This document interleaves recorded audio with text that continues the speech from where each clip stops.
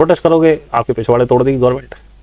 वो कह तेरे का क्या मतलब है, कागज का नोट भी तो नोट ही है ना, जिसे लाला जी दिखाते पड़ते हैं कि भाई साहब ये तो नोट है, असली पैसा नहीं है। इतना बड़ा तुमने आंदोलन खड़ा कर रखा है, सबको समझा रहे हो। मैं उनके खिलाफ नहीं हूँ, मैं पहली बता दूँ, लेकिन मैं एक बात कह रहा हूँ, आप 100 रुपये के भी असली पैसा ले आए किसी से, कहीं से आपको 100 रुपये का असली पैसा मिला, किसी भी संस्था ने दिया? नहीं मिलेगा। थ्योरेटिकली सारी बात ठीक है, प्रैक्टिकली जो है वो एक्सेप्ट करना ही पड़ेगा। बेशक वो नोट है, लेकिन उसकी वैल्यू 500 की चेक, ये चेक कहते हैं कहीं कहीं, तो इसे हमारे यहाँ नोट कहते हैं। नोट मतलब लिखा हुआ नोट, लिखा हुआ नोट है, लेकिन वैल्यू उसकी उतनी है 500। ठीक है, वो जो सोने वाला मानक था उसके पास नहीं है, क्योंकि सोने का मानक बहुत पहले खत्म हो गया।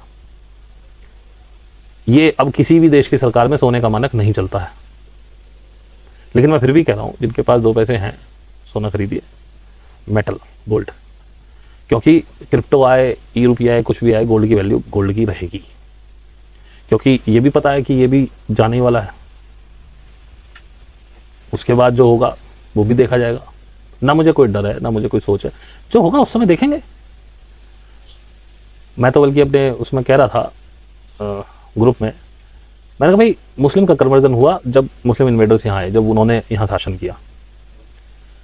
और क्यों, और अधिकतर जो मुस्लिम धर्म एक्सेप्ट किया वो निचली कास्टों ने किया, उनके पास पैसा नहीं था भाई, कहाँ तक टैक्स देते, तो मुस्लिम बन गए।